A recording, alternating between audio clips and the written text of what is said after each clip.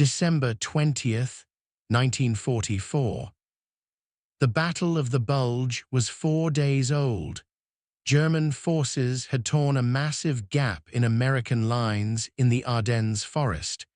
Over 200,000 German soldiers, supported by hundreds of tanks, were pushing west toward the Meuse River. American units were retreating, surrounded, or destroyed. Communications were breaking down. Command and control was fragmenting. Supreme Commander Dwight Eisenhower faced the worst crisis since D-Day 6 months earlier. The German offensive threatened to split Allied armies completely. The tactical problem was straightforward but severe. The German breakthrough had created a bulge in Allied lines that separated American forces. General Omar Bradley commanded the 12th Army Group from his headquarters in Luxembourg. But the German penetration had cut telephone lines between Bradley and two of his armies.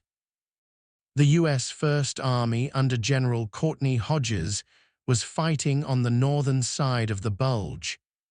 The U.S. Ninth Army under General William Simpson was positioned further north. Bradley could not communicate effectively with either army. He had no clear picture of the battle situation. His orders could not reach forward commanders in time to coordinate defensive operations. Field Marshal Bernard Montgomery commanded the British 21st Army Group from headquarters in Belgium. His position was north of the German breakthrough. His communications network was intact. He could coordinate with 1st Army and 9th Army commanders more effectively than Bradley could. The operational logic was clear. Temporarily transfer both American armies to Montgomery's command until the crisis was resolved. Restore effective command and control by placing all forces on the northern side of the Bulge under unified command. Once the German offensive was stopped and Allied lines stabilized, return the armies to American command. Eisenhower made the decision on December 20th. 1st Army and 9th Army would operate under Montgomery's tactical direction until the Battle of the Bulge was resolved. Combined, these two armies represented over 500,000 American soldiers, more than half of all American ground forces in Europe. The largest transfer of American troops to foreign command in U.S. military history. Eisenhower knew the decision would cause political problems. American generals would resent British command. The press would question why Americans needed British leadership. But operational necessity trumped political concerns. Winning the battle mattered more than managing egos. Bradley was furious when Eisenhower informed him of the decision. He understood the operational logic. Communications with 1st Army and 9th Army were indeed severed by the German breakthrough. Montgomery's headquarters could coordinate the northern sector more effectively, but Bradley saw deeper implications. This decision suggested that American commanders could not handle crisis situations, that British leadership was necessary to rescue American failures, that Eisenhower trusted Montgomery more than he trusted his American subordinates. The decision felt like a vote of no confidence in American command capabilities. Montgomery arrived at 1st Army headquarters on December 20th to assume tactical control. His entrance was theatrical. He wore his trademark beret and leather jacket, carried his swagger stick, exuded confidence that bordered on arrogance. General Hodges and his staff officers watched Montgomery walk through headquarters as if inspecting conquered territory. Montgomery's first comments reinforced American fears. He stated that he was taking over what appeared to be a disorganized situation, that British experience would restore order, that American forces needed professional military coordination. The reality was more complex than Montgomery's assessment. First Army was not disorganized. Hodges had conducted a fighting withdrawal that preserved unit cohesion while inflicting heavy casualties on German forces. American defensive positions at key crossroads were holding despite overwhelming German pressure. The 101st Airborne Division was surrounded at Bastogne, but refusing to surrender. American soldiers were fighting with desperate courage against Germany's last major offensive. Montgomery's suggestion that he was rescuing a chaotic situation insulted the men who were dying to stop the German advance. Montgomery's command style during the Battle of the Bulge was cautious and methodical. He consolidated defensive positions, built reserves, prepared counterattacks carefully. His approach emphasized not losing rather than winning quickly.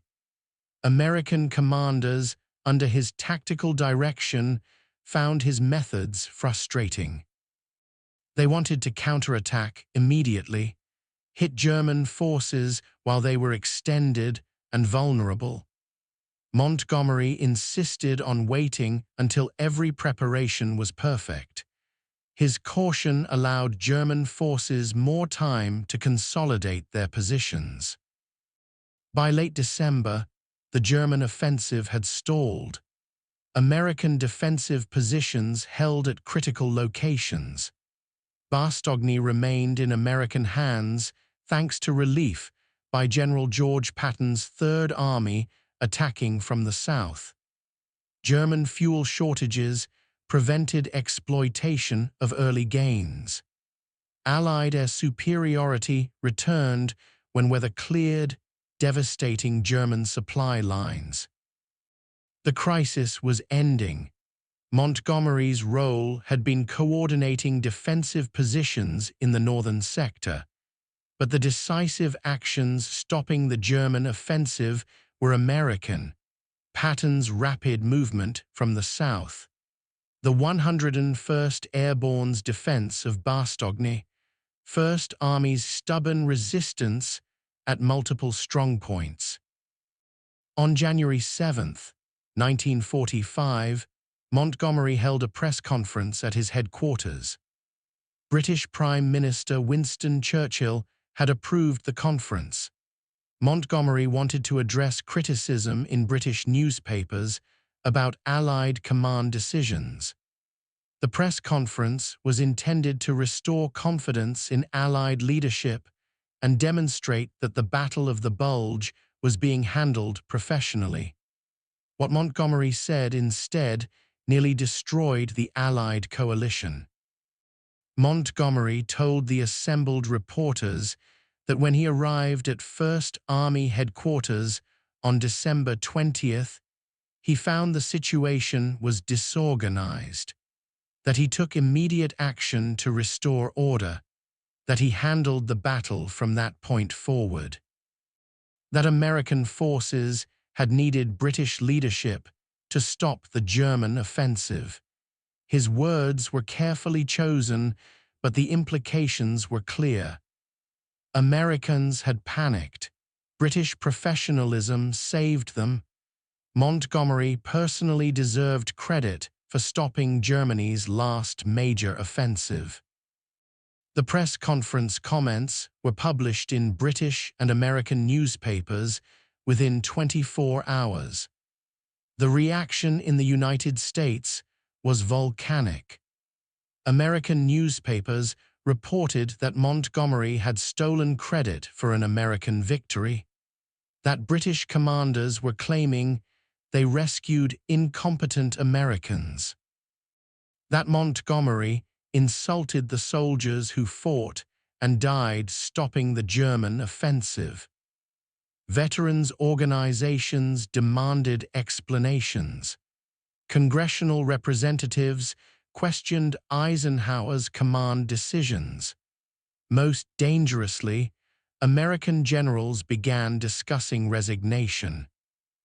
General Omar Bradley read the press reports and immediately contacted Eisenhower. His message was direct. If Montgomery retained command of American armies, Bradley would resign. He would not continue serving as an army group commander while British officers claimed credit for American victories. He would not accept a command structure that allowed such insults to American soldiers.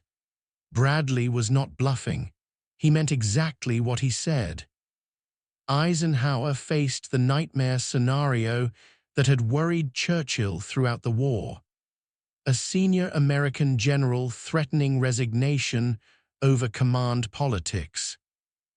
General George Patton heard about Montgomery's press conference and told Bradley he would resign alongside him. Patton had commanded Third Army during its rapid movement to relieve Bastogne. His forces had attacked north through terrible weather and German resistance. His soldiers had saved the surrounded 101st Airborne Division. For Patton, Montgomery's comments were unforgivable. They dismissed American courage and competence. They claimed British credit for American sacrifices. Patton stated he would rather resign than serve under a commander who showed such contempt for American forces. Eisenhower now faced a command crisis that threatened to fracture the Allied coalition.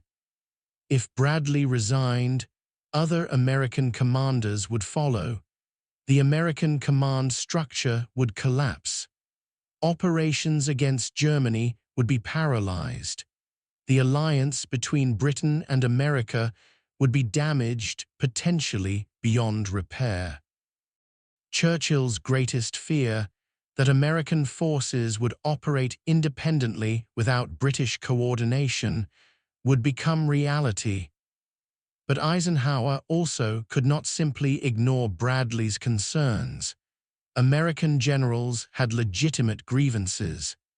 Montgomery's press conference had been arrogant and insulting. Montgomery's own chief of staff, Major General Francis de Guingand, recognized the disaster immediately. He flew to Eisenhower's headquarters and learned that relief orders were being drafted. Montgomery was hours away from being fired. De Guingand returned to Montgomery and forced him to write an apology. Montgomery was initially resistant. He believed his press conference accurately described the situation. De Guingand explained bluntly that Montgomery's career was over unless he apologized immediately. The apology was sent on January 8th. Montgomery's apology prevented his immediate dismissal, but did nothing to restore trust with American commanders. The damage was done. American generals no longer believed Montgomery respected their competence or contributions. The temporary command arrangement that had been operationally sensible during the crisis now felt like permanent subordination to British authority. Bradley wanted his armies returned immediately. Eisenhower needed to find a solution that satisfied American demands without completely humiliating Montgomery. Churchill recognized the political disaster Montgomery had created. He called Eisenhower to discuss options.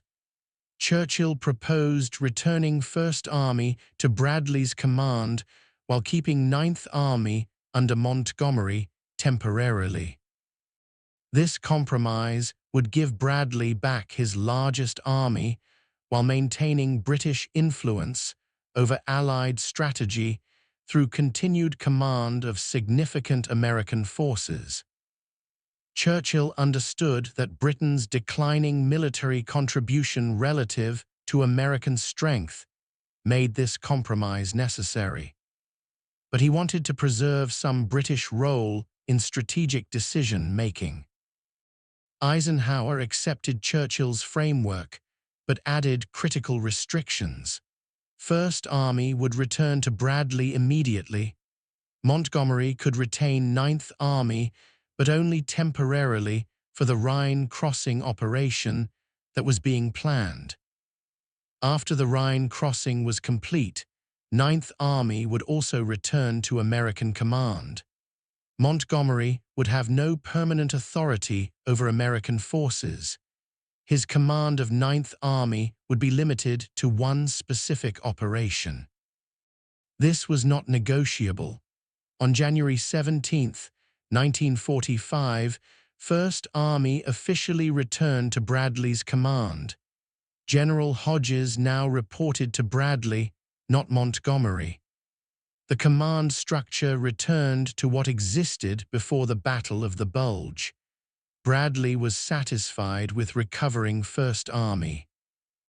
Over 300,000 American soldiers were back under American command. But he remained concerned about Montgomery retaining Ninth Army. He believed Montgomery would use every opportunity to extend that temporary arrangement. He warned Eisenhower to watch Montgomery carefully.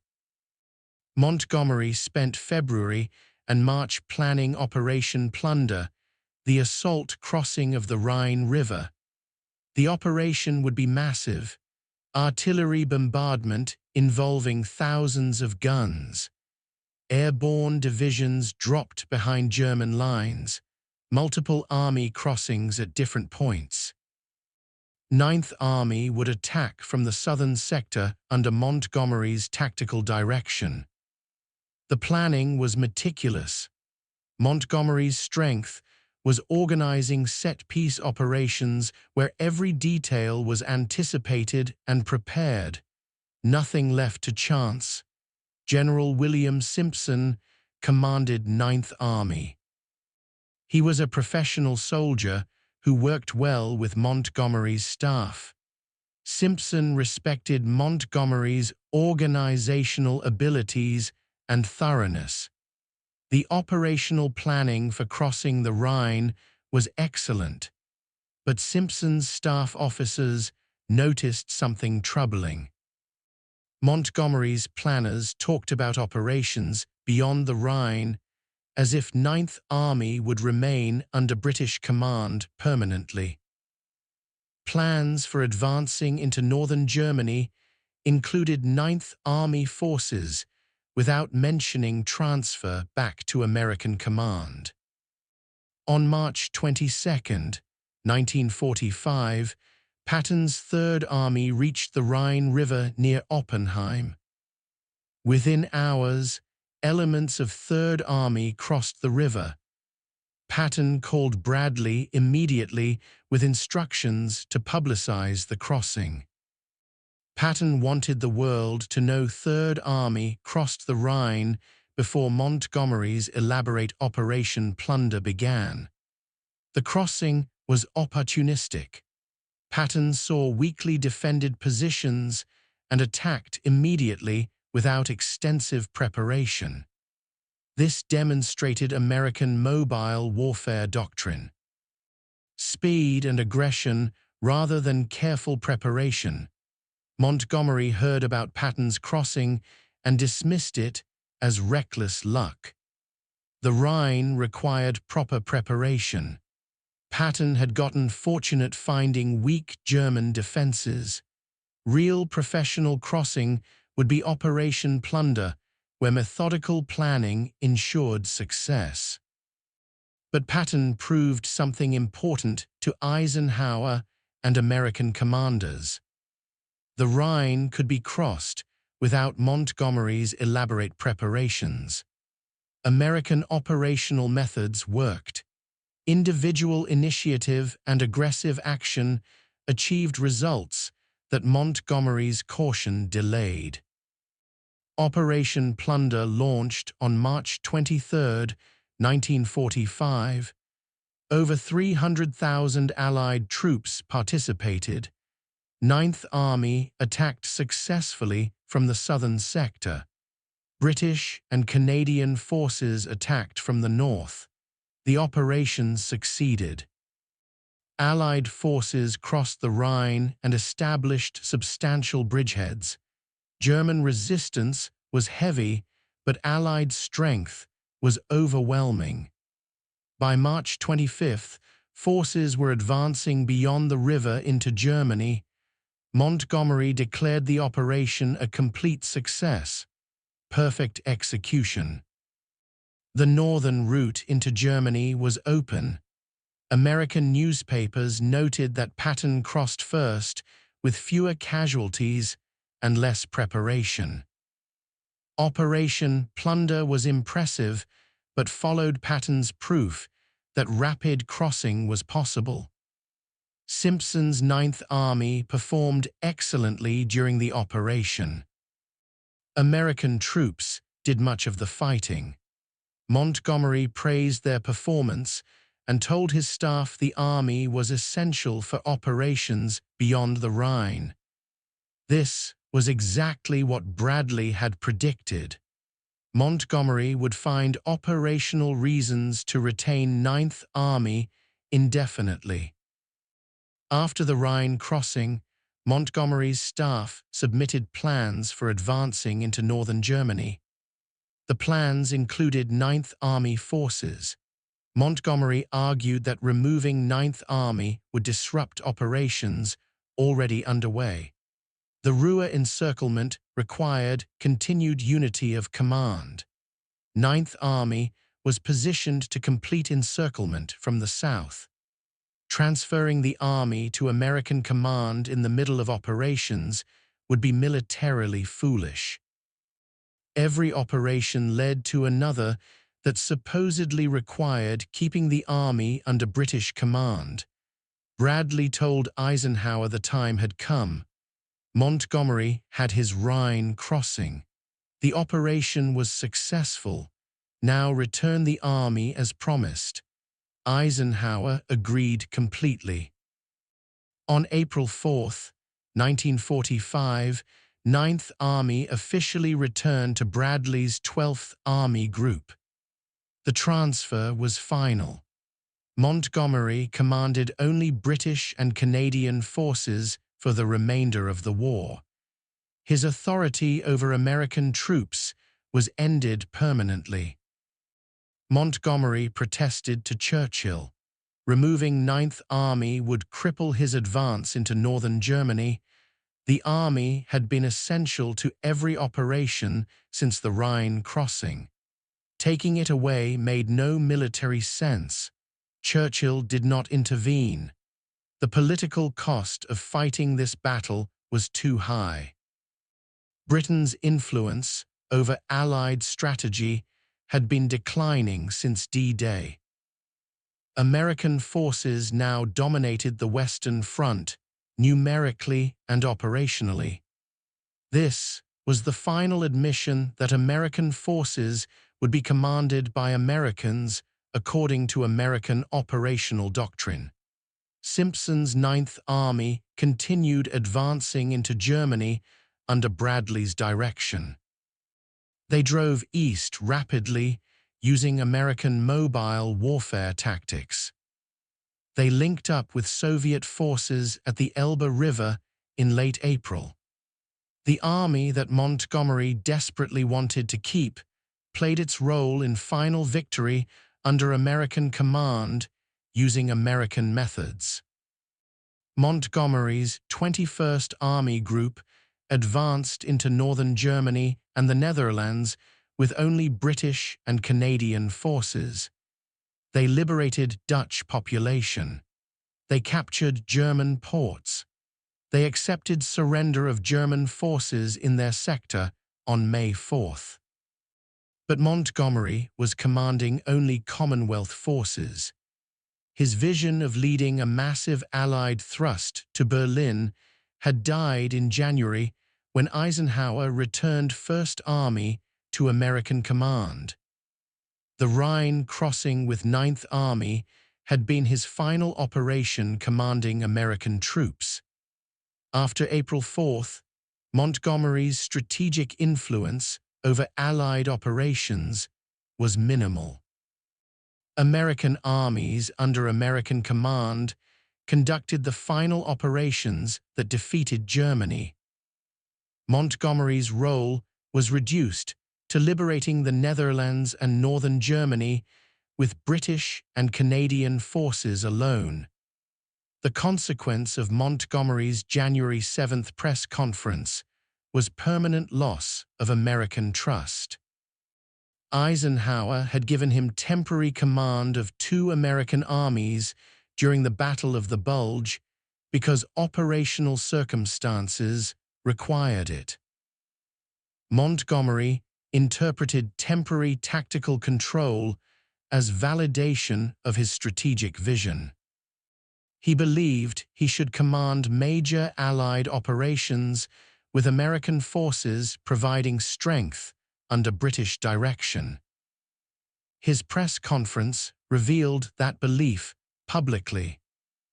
American commanders reacted with fury because Montgomery's vision relegated them to subordinate roles in their own army. Eisenhower's solution was strategic genius disguised as compromise. He returned First Army immediately to satisfy Bradley's demand for respect. He kept Ninth Army under Montgomery temporarily to maintain Churchill's support. But he restricted Montgomery's authority to one specific operation with explicit requirement that the army return to American command afterward. This prevented Montgomery from using operational necessity to extend his command indefinitely. When Montgomery tried exactly that after the Rhine crossing, Eisenhower had clear justification to take the army away. The broader lesson was about coalition warfare and trust. Montgomery destroyed trust with American commanders through arrogance and public insults. Once trust was broken, operational logic could not restore it.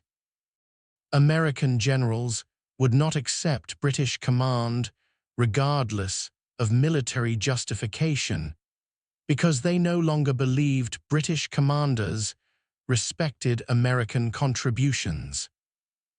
Eisenhower recognized that maintaining the alliance required acknowledging American sensitivities even when operationally inconvenient. Montgomery never fully understood why he lost command of American armies. He believed his operational planning was superior to American methods. He believed his caution prevented unnecessary casualties. He believed concentration of forces under unified command was strategically sound. All these beliefs had military merit, but Montgomery failed to understand that competent allies will not accept subordinate roles indefinitely regardless of operational logic. American forces were doing most of the fighting and dying.